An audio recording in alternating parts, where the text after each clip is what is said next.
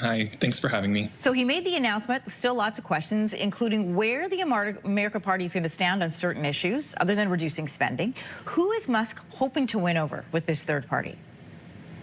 That's an interesting question. That's always a question with third-party candidates, what they're trying to accomplish, both policy-wise and in terms of gaining voters.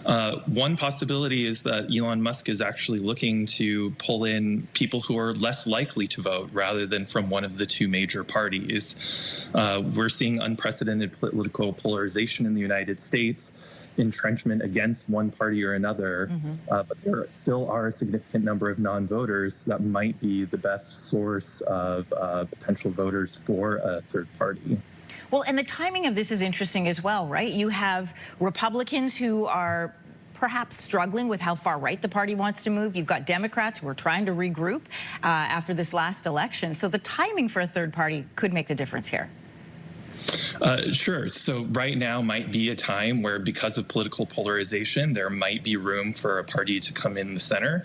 But we've seen these things in history, right? Ross Perot was another candidate who was trying to come in through the center with the idea of reducing things like the deficit, and was rather successful in the 1992 elections, winning up to 20% of the vote.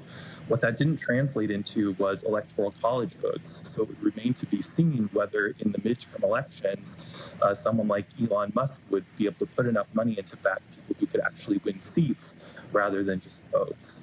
Yeah, and to President Trump's comments earlier, they haven't been successful anytime. You know, Ross Perot got the closest, but they really haven't been that successful. Musk says this America Party will begin running candidates next year, and he previously said he'd target specific House and Senate races during next November's midterm. So he's got some strategy here.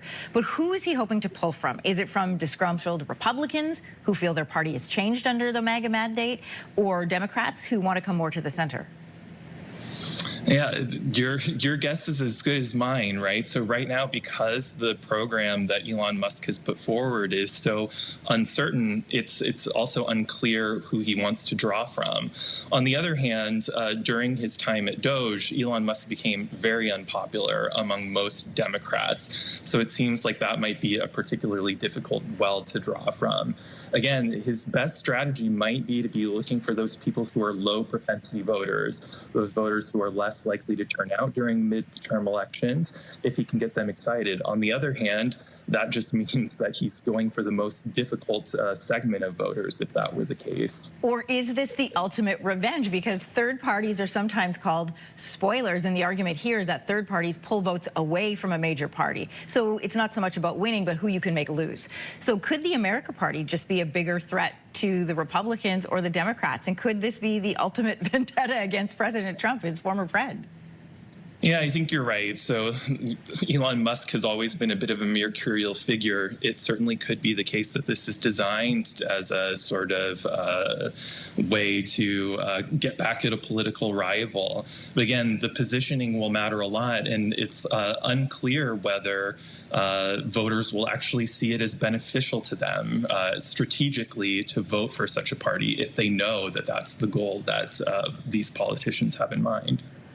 Elon Musk, we know for a fact, is the world's richest person. According to Federal Election Commission filings, Musk donated $288 million to support Trump and other Republicans in 2024 alone. So how could Musk's wealth affect the chances of the America Party succeeding? Running a political party takes a lot of money, and Elon Musk has a lot of money.